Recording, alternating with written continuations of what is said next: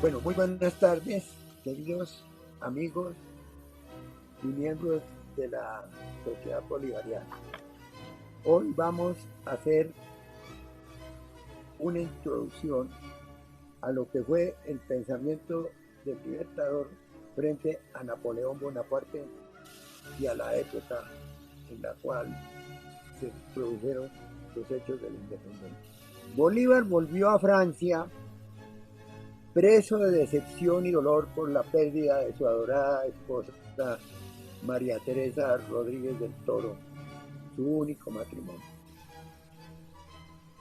Francia había admitido la derrota en la sangrienta insurrección que había dado origen a la República de Haití, pero a pesar de que parecía naufragada en el Nuevo Mundo, surgía en el Viejo como una nación llena de esperanza. Ningún gobernante en el mundo podía reclamar mayor admiración en ese momento que el emperador Napoleón, vestido con un modesto abrigo y gorra, mientras pasaba revista a sus espléndidas tropas en el patio de las Tullerías.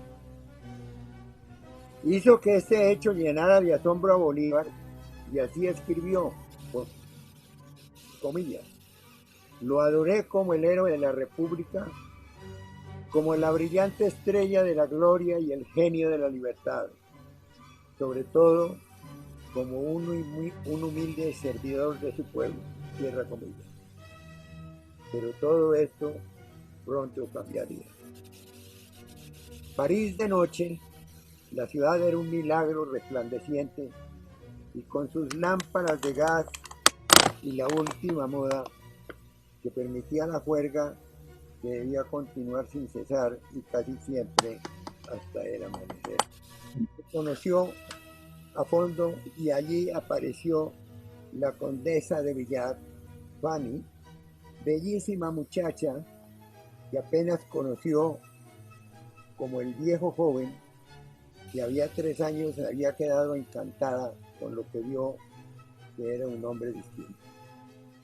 Entonces Fanny le dio la bienvenida a Bolívar en ese bullicioso ambiente social, atraída indudablemente por la inteligencia brillante del joven y el sorprendente cambio que había tenido desde su juventud, cuando llegó a Bilbao, preso de dolor y de frustración por la muerte de su esposa. Sin embargo, bailaba en elegantes fiestas y aunque la concepción genealógica nunca se probó con sus supuestos parientes a quienes llamaba sus primos, a partir de ese día Bolívar se convirtió en uno de los visitantes más asiduos de Madame de Villar. El conde lo recibió creyendo que era un venezolano pariente de su esposa, y Bolívar y Fanny pronto se convirtieron en amantes. Pasaron largas y agradables tardes juntos montando a caballo en la campiña cercana. Bolívar conoció y amó a muchas francesas, principalmente tratando de borrar su pasado. Muchas mujeres se encantaron con él y sus más cercanas amigas, junto con gentes partidarias de diferentes doctrinas políticas y con parientes suyos. París, con todas sus voluptuosidades, le había enseñado los poderes consoladores de la presencia de mujeres voluptuosas. Bolívar reviviría con sus soldados mucho tiempo después aquellos embriagadores días parisinos, en casa de su amiga Fanny de Villar, donde presuntamente conoció al barón de Humboldt, porque el naturalista era amigo de ella y la frecuentaba. Humboldt se había maravillado con la belleza física de Sudamérica, con su gente y su prometedor futuro. Bonpland también expresó su admiración por las riquezas naturales que había visto y naturalmente Bolívar estaba encantado con él. A pesar de que esos señores tan importantes lo creyeran todavía muy joven, no podían dudar de que el entusiasmo que él demostraba ante todas sus grandes ideas, no había la mejor ejemplo de eso aquel mismo Napoleón y América del Sur, que era una tierra rellena de posibilidades, donde tendría lugar la gloria y la libertad en marcha del libertador general Simón Bolívar. Los sentimientos del libertador sobre Napoleón, cuando se coronó emperador, lo consideró como una ofensa a la civilización y un sentimiento de indignación lo cubrió ante el espectáculo. En el alma del libertador por su fanático amor a la libertad y a la gloria. Esto lo expresó en una comunicación que hizo a partir de ese tiempo e inclusive asegura desde ese momento no podría seguir adorando a Napoleón el Conquistador frente a la lucha por la libertad, que era su motivación fundamental y la razón de su lucha y de su vida. Sin embargo, durante la vida de Bolívar se mostró ambivalente respecto a Napoleón y sus sentimientos fluctuantes dentro de la admiración y la obsesión de conquistar para dominar y no simplemente por la libertad, siempre se consolidaron en su vida. Hasta aquí llega mi pequeña introducción y ahora vamos a escuchar al brillante historiador Alberto Abello, que es un reconocido historiador y autor de varios textos sumamente importantes. Por ejemplo, en el momento es codirector o director alterno del Nuevo Siglo y además hasta uno de sus libros es sumamente importante porque se trata de Bolívar, un contrarrevolucionario genial. Por eso le cedo la palabra al doctor Alberto Abello con la seguridad de que nos va a deleitar con una conversación sumamente interesante. Bueno, ante todo quiero saludar muy especialmente al presidente de la Sociedad Bolivariana de Colombia, doctor Miguel Santamaría Dávila, y felicitarlo por la extraordinaria labor que ha venido cumpliendo en esa institución, que además, siendo uno de los hitos de la historia colombiana, de los lugares más impactantes donde se le rinde culto a la vida del libertador, el doctor Miguel Santamaría Dávila ha logrado un acuerdo con la Universidad de los Andes, por medio del cual esa sede que es tan importante y que tiene tan valiosos documentos y donde se han celebrado tantos eventos para conmemorar la gesta bolivariana, estará ligada permanentemente a la Universidad de los Andes porque funcionarán de consuno. Entonces, esta obra es una tarea vital que ha logrado el doctor Santamaría en pro de la cultura colombiana, en pro de la historia. Y yo quiero felicitarlo porque fue una tarea titánica y es uno de los más grandes logros en el campo cultural de este país. En cuanto a Bolívar y Napoleón, recordemos hoy que estamos un 18 de junio y fue el 18 de junio, ya voy a acordarme, cuando se libró la batalla de Waterloo. Esa batalla es muy importante en la historia de la humanidad y en la historia de Napoleón, en la historia de Europa y en la historia americana también, porque el proyecto de imperio de Napoleón culmina trágicamente. Es decir, se había estado batallando, la noche anterior había llovido intensamente en esa región de lo que hoy es Bélgica, y Napoleón había lanzado a sus hombres a tomarse una fortaleza donde estaba ubicado el centro de la tropa inglesa, pero a su vez había mandado una parte de sus hombres a perseguir a unos prusianos que parece que querían atacar por alguna parte por sorpresa a Napoleón, y que eran nada menos que 30.000 prusianos. Entonces había extraído una parte de su ejército para ese hecho, y por otra parte, en esta ocasión, las fuerzas de Napoleón, sobre todo la Guardia Imperial, demuestran de un valor, de una grandeza, de un sentido de disciplina, de arrojo. Cuando él les da la orden de atacar, ellos son bombardeados, son atacados, y la caballería cae sobre ellos, y sin embargo no pierde el orden, a pesar de que son muchos los que mueren. Y en esa gesta pues de valor y de temeridad, todo el mundo está tratando de lograr, del lado francés, del lado de Napoleón, que poder vencer a los aliados antes de que lleguen las tropas de los prusianos, que son 30.000. Pero los ingleses logran luchar con mucho ímpetu, con mucho valor también, y los aliados de ellos, rusos, los alemanes, austriacos, todas estas cosas luchan también con mucho valor, y no logra en varias embestidas Napoleón derrotar esa parte del centro de la batalla, ese caserío donde estaban resguardados. Y es cuando de repente llega la noticia de que ya los prusianos se acercan. Imaginen ustedes 30.000 hombres, unos a pie, otros a caballo, que hacían temblar la tierra y que llegaban frescos a pesar de que los habían perseguido la noche anterior. Entonces, claro, ya la llegada de estos hombres va a ser determinante en esa batalla que se llama la batalla de Guadalajara por Napoleón, ¿no? Si recuerdas a Napoleón, aunque él haya sido derrotado, él se lanzó en medio de la batalla para buscar la muerte y para morir con gloria, pero no alcanzó. Pero esto es una anécdota de esa batalla extraordinaria, es mucho más complejo tratar de describirla, pero esto nos viene a la mente. Recordemos que Bolívar muere de 47 años, Napoleón de 52, creo, 51, 52, pero ahí en 1700, en ese momento en Waterloo, 1815, pues se acaba la estrella Napoleón. Napoleón va a firmar una capitulación y después se va a ir para Isla de Elba, donde va a morir. Algunos dicen que muere envenenado, que lo envenenan. Entonces, Bolívar, ¿qué está haciendo en ese momento? Bolívar, que había estado en la coronación de Napoleón.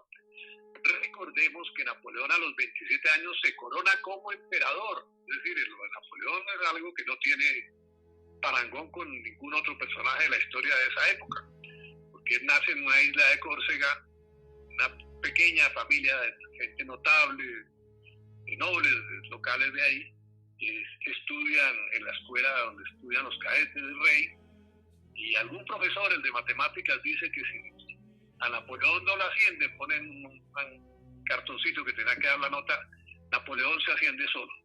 Es decir, es una prefiguración, una premonición de lo que sería Napoleón, su profesor de matemáticas. Bolívar, en cambio, se había estado educando con maestros privados, con nada menos el más importante de los gramáticos quizás de la lengua española, que es don Andrés Bello, que era de su misma edad, pero que era un genio. Y después de haber estado estudiando con él, escribe una carta a un tío Palacios desde México, muy jovencito, hay 14, 15 años, y esa carta, que tiene por ahí unos 5 o 6 renglones, tiene como 14 errores de ortografía. Entonces, obviamente, don Andrés Bello no le había logrado inculcar bien todavía la gramática, estas cosas a Bolívar, que era muy inquieto, que era un rebelde, y ya había estado también en contacto con Rodríguez, que era su otro profesor, y con otros profesores importantes también. Pero no es el muchacho aplicado, ¿no? Napoleón era el mejor en matemáticas, en la academia, era un hombre muy disciplinado en todas esas cosas. Bolívar es otra cosa, va a viajar a Europa. En Europa, los parientes de él que están ligados en ese momento, no menos que al partido de la reina, que son muy amigos de ellos, porque uno de los más cercanos a su tío Palacios era nada menos Mayo, que era un amigo de la intimidad de la reina. Entonces Bolívar va a estar en la corte, va a conocer a otras personas. Y en 1815, después de que había estado en la coronación de Napoleón, desde luego, había visto las hazañas y la caballería de Napoleón, y había sido muy influido por Napoleón, Bolívar está en una tragedia. Acaba de renunciar a todas sus ambiciones de dirigir el ejército de la independencia en Cartagena, porque Castillo y Rada no lo siguen, porque algunos, como Pedro Gual, tampoco lo siguen, venezolano, que va a ser después su canciller. Hay una oposición contra él, porque desobedeciendo las órdenes que le había dado Camilo Torres, presidente de las Provincias Unidas, ha decidido atacar Cartagena cuando la orden era que se dirigiera hacia Santa Marta, a liberar Santa Marta, que estaba en manos de los realistas. Pero Bolívar decide primero hay que atacar a Cartagena, y lo hace con muy buena razón. ¿Por qué? Porque Cartagena tenía en un depósito una serie de armas, de fusiles, de pólvora, de toda clase de armas que le servían a Bolívar, y muy seguramente si Bolívar hubiera logrado que los cartageneros lo siguieran, se hubiera tomado Santa Marta, Murillo no hubiera podido hacer el sitio de Cartagena.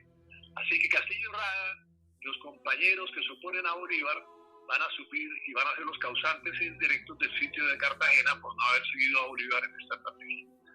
Bolívar renuncia. Antes le propone a Castillo, bueno, si quiere usted ser jefe, yo lo sirvo. Castillo dice que no.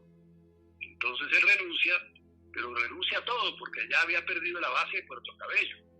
Es que a diferencia de Napoleón cuando le dan los primeros mandos, inmediatamente muestra que es el mejor artillero, que es un técnico, que es un estratega, que es un militar extraordinario, y principia a ascender y no lo para nadie en cada batalla que va ganando y que va destruyendo al enemigo, porque él organiza lo que es la guerra de masas y tiene un sentido de la batalla, de la estrategia, que le va a dar el poder de prácticamente derrotar a toda Europa, a todos los que se enfrentan. Hay otro aspecto que es el de Napoleón y Bolívar. ¿Hasta dónde Napoleón, cuando invade a España, va a ayudar a Bolívar o va a ayudar a defenderse? Paradójico, porque él pone en prisión a los reyes de Francia, a los reyes de España, al padre y al hijo, y pone a su hermano de presidente. Pero él creía que España estaba mal informado, a pesar de que tenía a Fouché, que era su ministro de la presidencia, de la policía. Él pensaba que si se tomaba Madrid, se tomaba España. Y resulta que España, el doctor Miguel Santamaría conoce muy bien España y sabe cómo es esa España. Allá han existido desde muchos siglos atrás una serie de regionalismos, una serie de prerrogativas que tienen los municipios, que tienen los cabildos, todas esas cosas. Entonces usted se tomaba Madrid, pero no le tomaba España, se tomaba solo Madrid. Y todo el resto de España se levanta contra Napoleón. No es como Francia, que si usted toma París, se doblega a Francia otro día. No es así. Entonces viene esa lucha terrible de Napoleón ahí en España, donde pierde muchos hombres, donde a sangre y fuego someten a varios de los españoles que rebelan contra Napoleón, donde las mujeres lanzaban aceite contra los franceses viviendo desde las ventanas, donde se presentan toda clase de esfuerzos heroicos de lado y lado, pero que al final son masacrados al pueblo español. Las famosas dibujos de Goya, tenemos esos fusilamientos, esa represión, todas estas cosas que se hizo, pero no van a lograr doblegar a España. Entonces, desde 1810 desde 1808, por ahí, 1814, España está presionada por el corso. Es de recordar que Godoy, el príncipe Godoy, que era muy amigo de la reina, tuvo un momento de lucidez y le propuso a los reyes, que Fernando le disputaba el trono a su padre, inclusive le mandó una carta a Napoleón que la adoptara como hijo, poder ser gobernante en España, una carta muy extraña. Les propone que se vayan a Sevilla, porque si se van a Sevilla, de Sevilla pueden ir rápidamente hasta América. Eso no ocurrió porque Napoleón ya sabía que los de Portugal, que él iba a entrar a Portugal, se han ido para Brasil y no permitió que estos se le fugaran y estuvo más bien prisioneros en Bayona. Entonces, claro, uno dice sí, directamente e indirectamente Napoleón ayudó a la independencia de América, o sea, a militar el poderío del imperio, pero a su vez Napoleón, cuando tuvo que actuar en América, en nombre de Francia, en nombre del poderío francés, cuando se rebelan en Haití los súbditos de allí, él manda un ejército, Leclerc, casado con una hermana de él, manda un ejército muy poderoso, y ese ejército mueren muchos por enfermedades, y él lo que quería era volver aquí otra vez una colonia, la Dominica, que se llamaba una colonia de ellos, y ese era su criterio, de colonizar de nuevo, porque la diferencia entre Bolívar y Napoleón es muy grande, porque Napoleón es un guerrero como muchos de los guerreros, grandes guerreros y grandes estadistas, grandes personas de Europa, que van a la guerra para anexionarse territorios, para sacar ventajas económicas, todas estas cosas. Entonces ese altruismo de la guerra, que Bolívar libra una guerra de liberación, era algo, no era usual en Europa en aquel entonces. Entonces lo de Bolívar va a ser todo muy distinto, porque primero Napoleón después de la anarquía y los derramamientos de sangre que ha dejado la Revolución Francesa en ese país, Napoleón consigue volver al imperio, es decir, crear un imperio que él va a dirigir, porque la gente estaba cansada del caos de la Revolución Francesa y él le tuerce el brazo a la revolución y forma el imperio de Napoleón en Francia y lo lleva a hacer un imperio con mariscales, con nobles, con todas estas cosas, donde lo que se trataba era de conquistar, de dominar a Europa. Y él logra en un momento dado dominar a Europa, enfrentado desde luego a los ingleses, que son los que dirigen toda la alianza en contra de Napoleón con tanta fuerza. Y recordemos que los ingleses, mientras están respaldando a Fernando VII, mientras lo respaldan y lo apoyan, al mismo tiempo están Bolívar en su tercer viaje a Inglaterra había logrado el apoyo para la independencia de los ingleses. Entonces los ingleses van a poner en el trono después a Fernando VII en España, pero a su vez van a estar negociando con Bolívar porque ellos quieren que les abran los mercados americanos.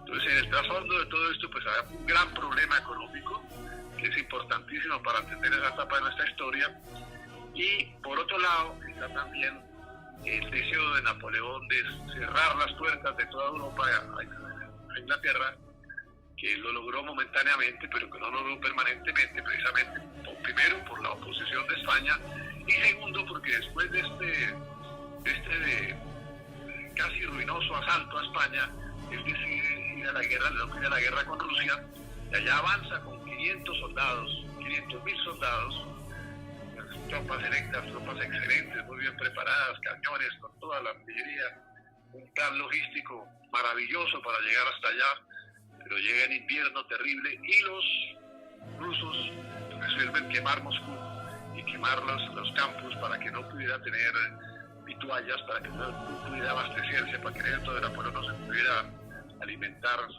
en Rusia y los tesoros rusos los pudieran llevar.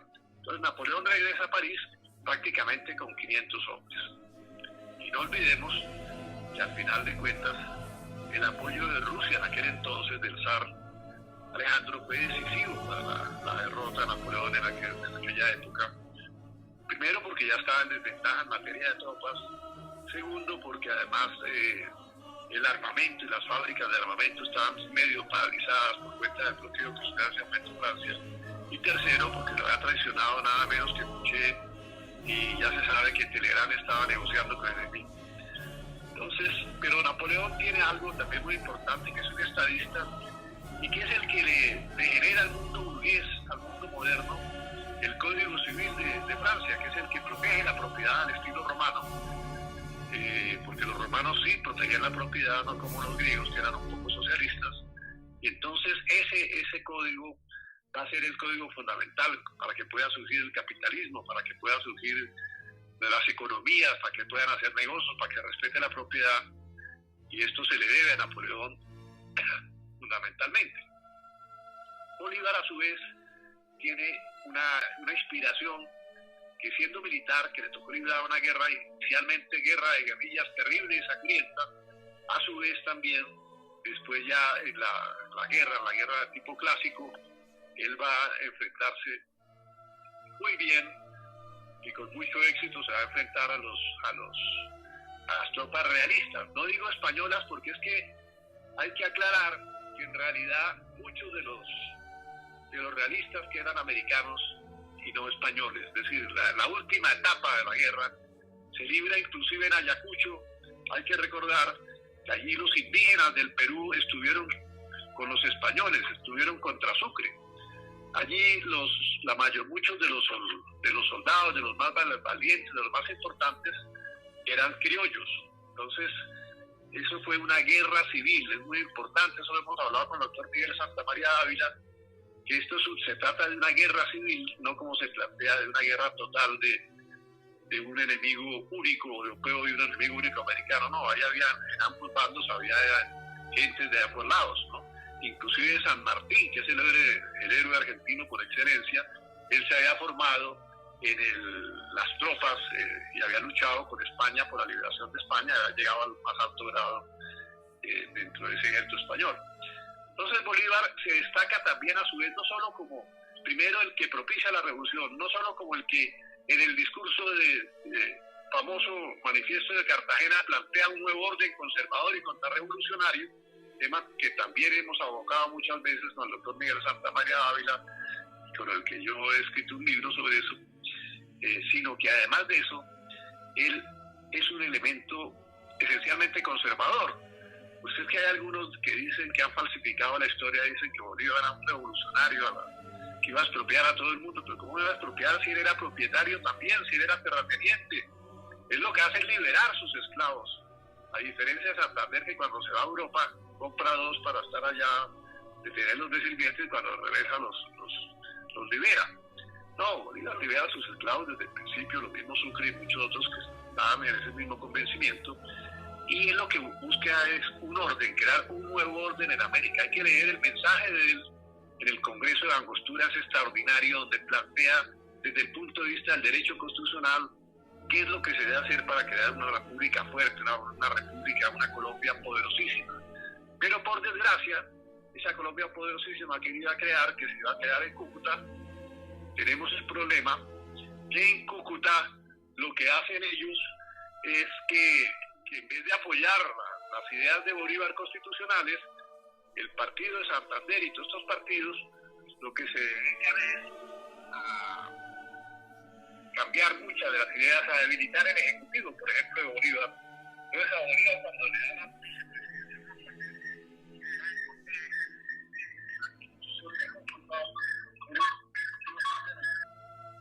este es un grave problema para Bolívar, que él va a seguir a liderar el Perú, a liderar Ecuador con Sucre, deja unas gentes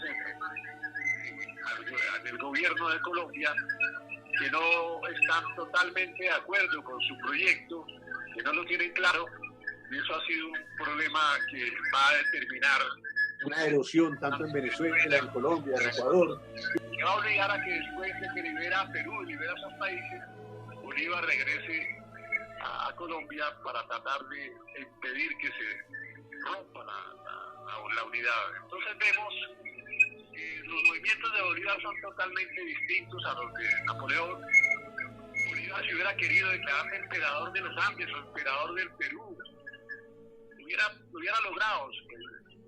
Con gran felicidad los peruanos lo hubieran aceptado, pero no, él cumplió con liberar a Perú junto con Sucre, liberar a Bolivia y liberar a Ecuador junto con Sucre también, y después lo que decide es volver a salvar a Colombia, que fue lo que, por desgracia, esa unión de Colombia se va a partir, y él cuando hay el congreso ese famoso de Ocaña, que él no quiso asistir, y en una carta Wilson le dice aquí Santander, que es el vicepresidente, está ofreciendo casa y comida y hotel a los que están allá en Ocaña, pero yo no puedo ir allá porque yo respeto mucho a las asambleas y quería ir, pero además hay una especie de rebelión de Padilla en Cartagena, entonces Bolívar decide estar en Bucaramanga. Entonces en Bucaramanga, esa estabilidad de él en Bucaramanga va a producir algo extraordinario, que es nada menos que el famoso diario de Bucaramanga, de Perú de la Croa, que es un reportaje maravilloso, en el cual va a deleitar a la posteridad y a todas las generaciones sucesivas con los pensamientos, las opiniones de Bolívar sobre los que lo rodean, sobre el mundo en que vive, sobre la situación política.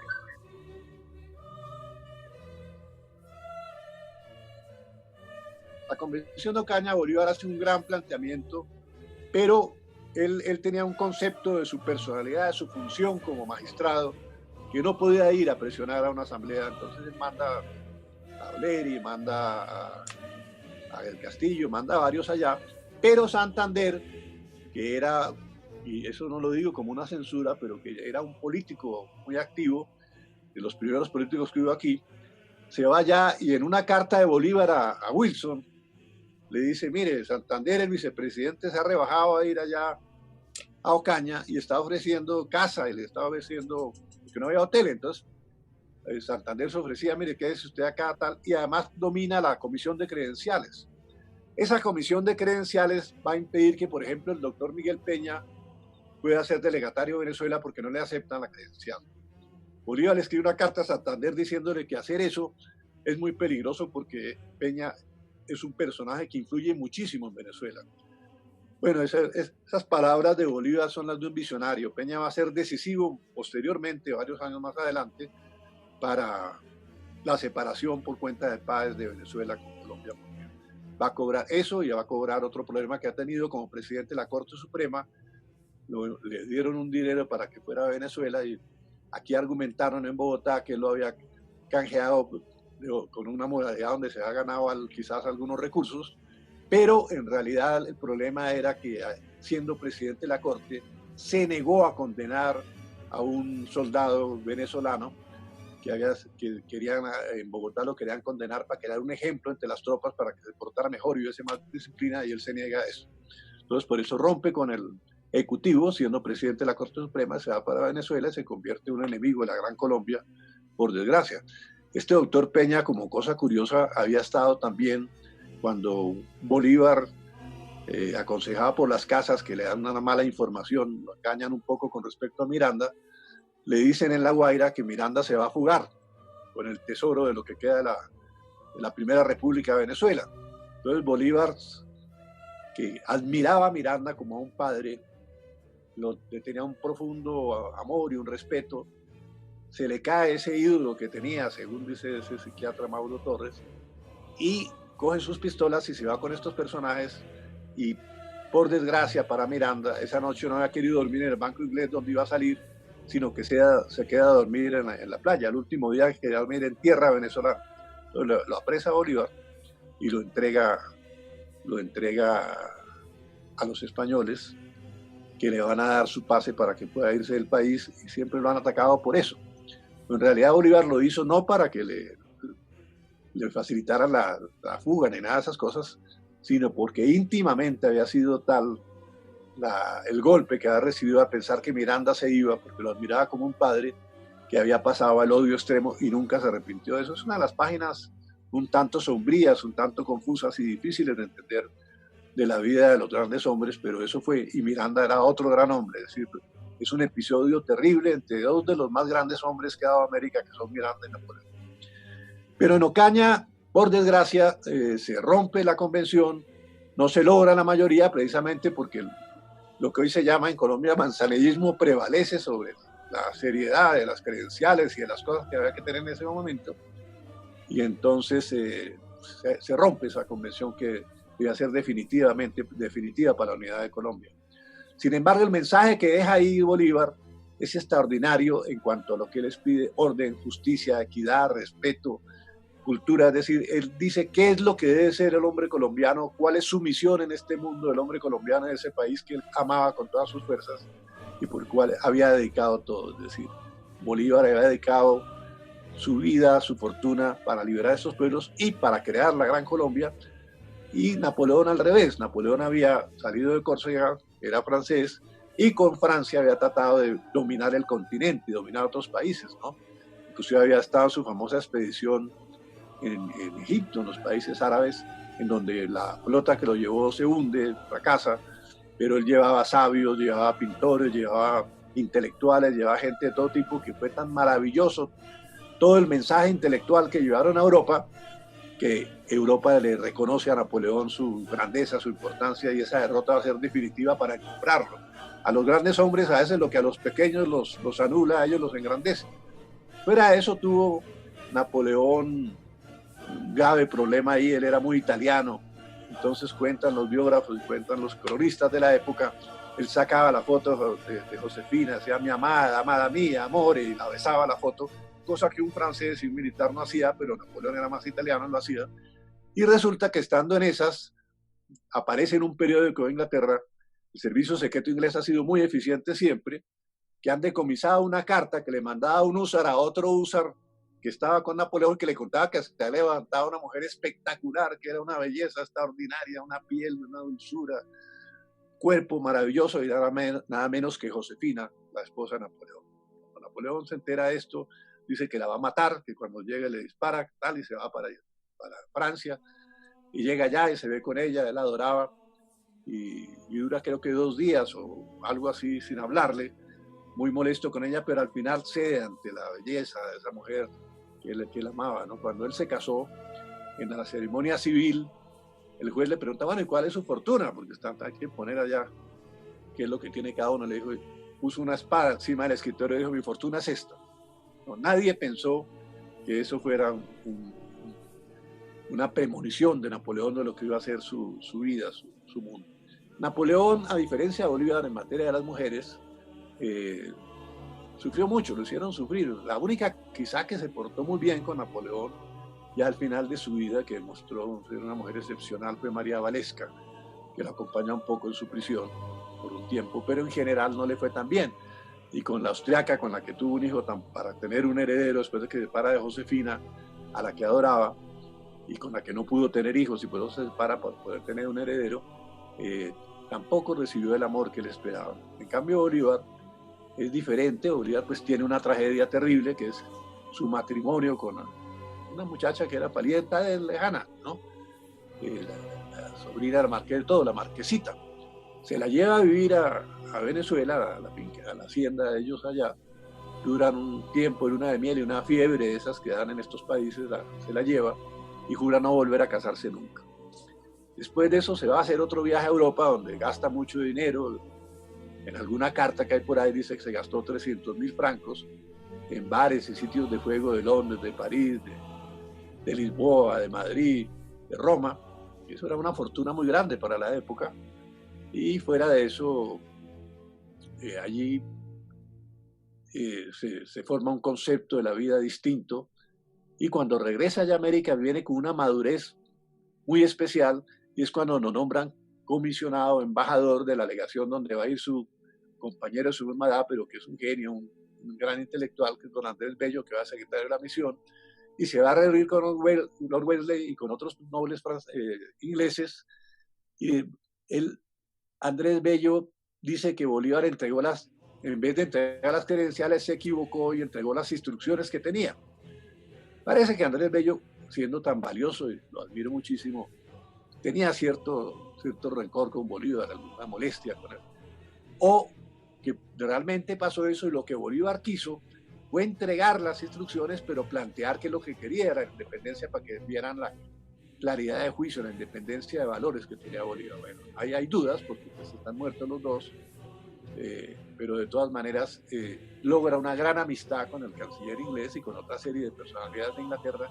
Además, esa admiración profunda que él va a tener por el sistema democrático y jerárquico de Inglaterra. Entonces él eso lo va a formar en su conservatismo, pero un conservatismo a la británica, ¿no? Porque él había estado en la descomposición de España, en la descomposición por revolucionaria de Francia, en la coronación de Napoleón, pero lo que lo impactó más de todo eso fueron las instituciones de Inglaterra, y obviamente es lo que él va a tratar de implementar de alguna manera, y es lo que va a hacer que no lo entiendan, por ejemplo, en su constitución para Bolivia, que estuvo implantada por un tiempo en Perú también, y él la quería implantar acá, y es que, por ejemplo, se tuviera un Senado hereditario. Pues dicen, ¿pero cómo? ¿En una democracia hereditaria? Sí, él consideraba que tenía una idea de que la región se iba a debilitar mucho, que había que tener un poder moral, ¿no? Entonces también había que tener un poder moral con unas personas insobornables, pero un Congreso hereditario para que no nos pudieran sobornar, para que pudieran cumplir una tarea, una misión específica dentro del Estado, parecido a los lores ingleses, pero sin necesidad de ser lores, sino que se consagraran cumpliendo un servicio muy importante, que es lo que ellos estaban haciendo. Entonces Bolívar además propone un presidente vitalicio. ¿Por qué?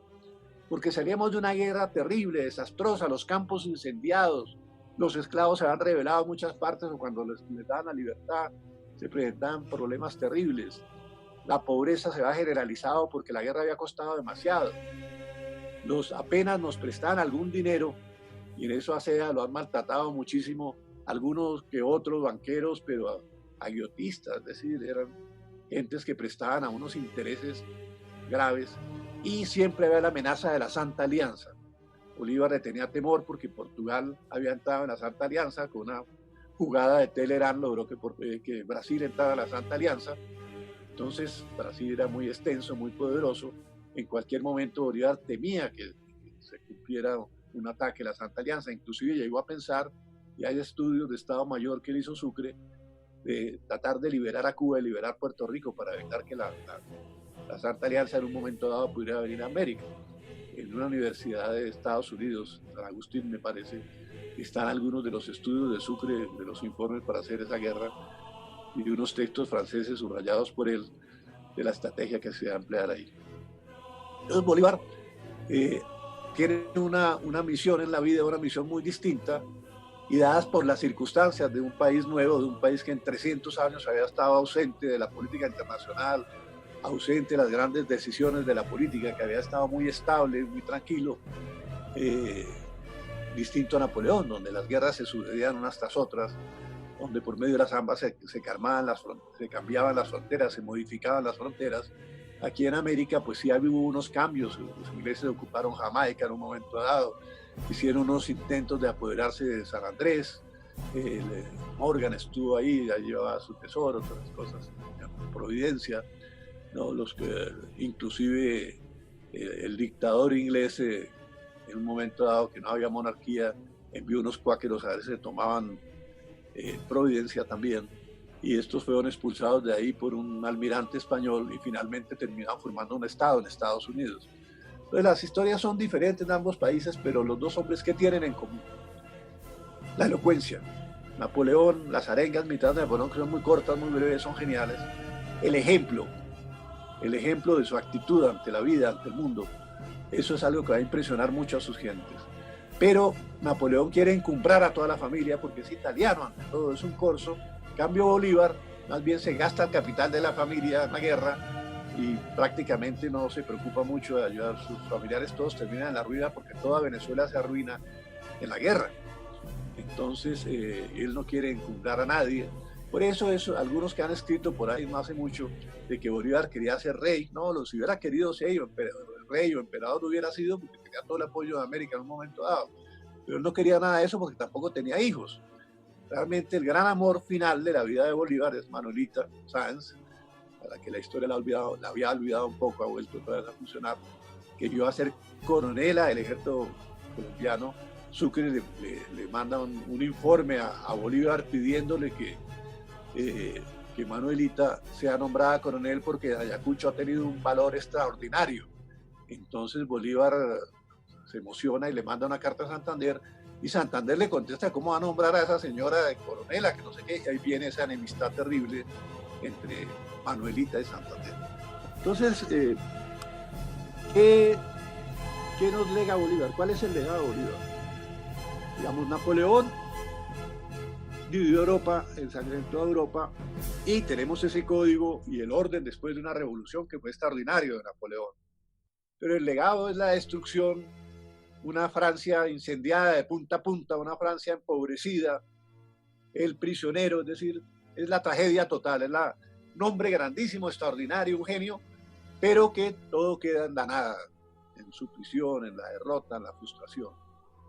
Bolívar, a pesar de que lo intentan asesinar en Bogotá la noche septembrina, es uno de los momentos más duros de su vida, en el cual Manuelita precisamente le salva la vida, y después de que Bolívar logra llegar otra vez a Palacio en los hombros de la multitud, como a los guerreros vikingos los llevan hasta Palacio, él le dice: Manuelita, tú eres la libertadora del libertador, ¿no?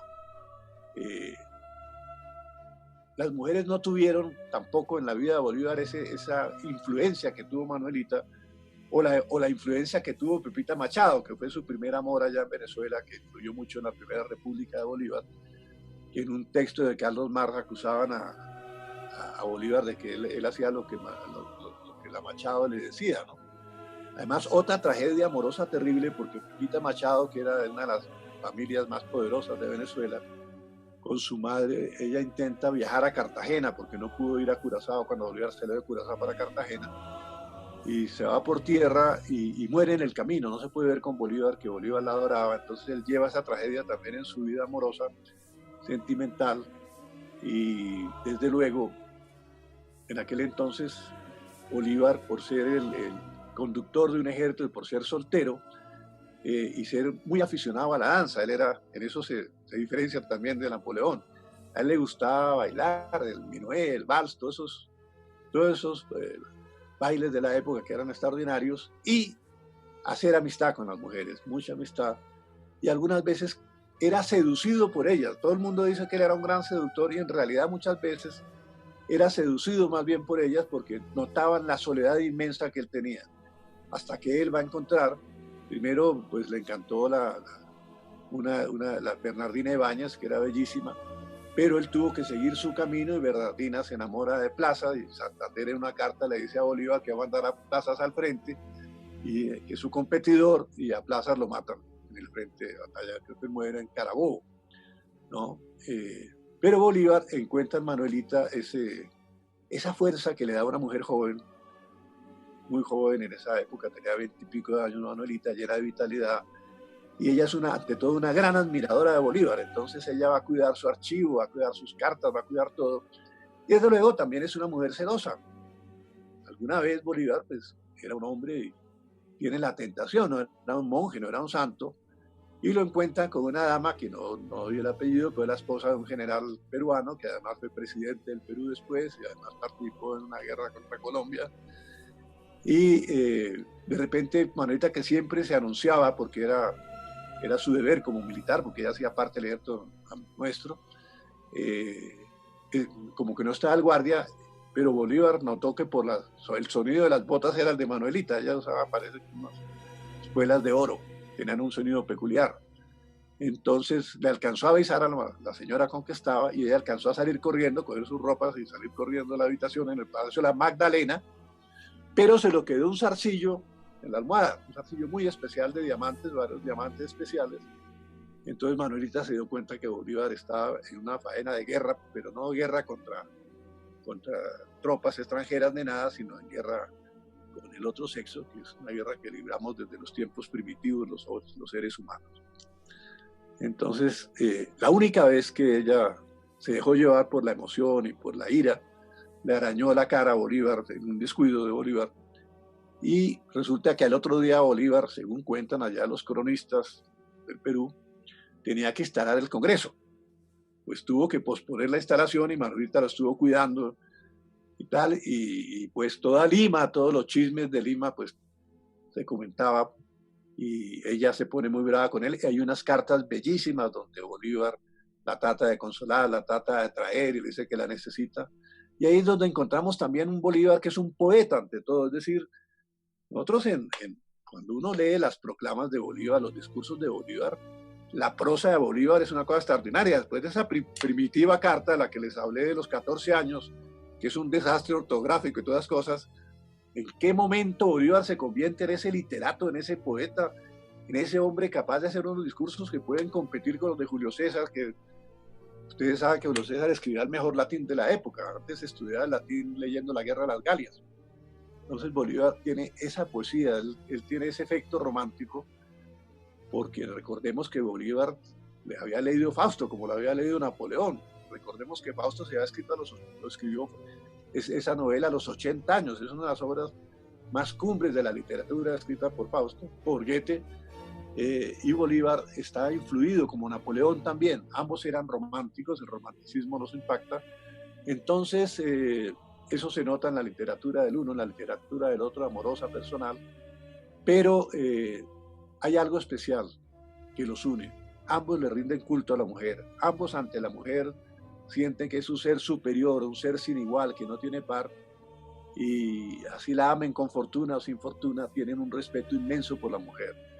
Que eso los une mucho, porque hay muchos otros hombres en aquella época importantes y poderosos que vean a la mujer como una mercancía, ¿no? Ellos no. Bolívar a Manuelita le da todo, le dice: usted la libertad al libertador, usted es inspiración, usted es todo. Las cartas de él es veneración, lo que muestra por ella satisfacción. Entonces, ese trato a la mujer es muy especial en estos dos personajes, que los hace excepcionales en cierta forma, porque en aquella época, por ley, teníamos las leyes antiguas españolas, venían de las partidas, los hombres manejaban el dinero de las señoras y tenían una autoridad muy grande. Bolívar le daba total autonomía a Manuelita que manejara, más bien Manuelita manejaba las cosas de él.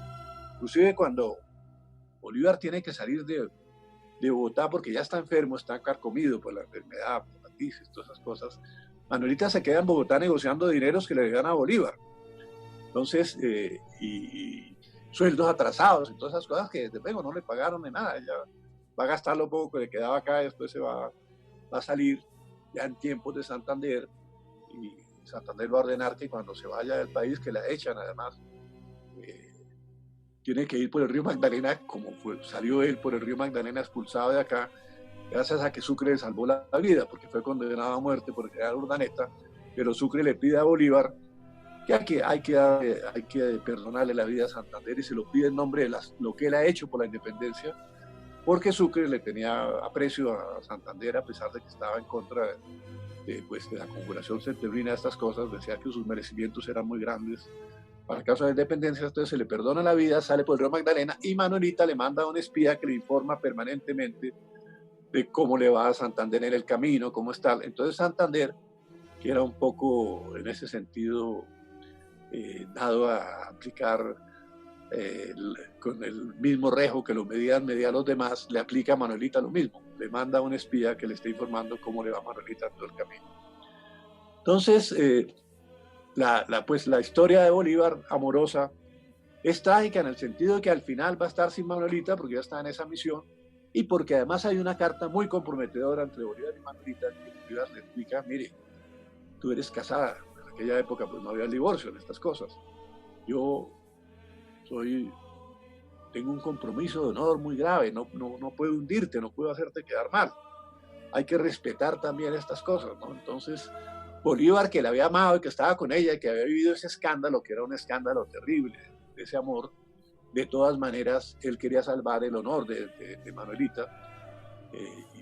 Son las costumbres, es la moral de esa época. Hoy la gente se divorcia o no se divorcia, las cosas, pero en aquella época era algo muy especial.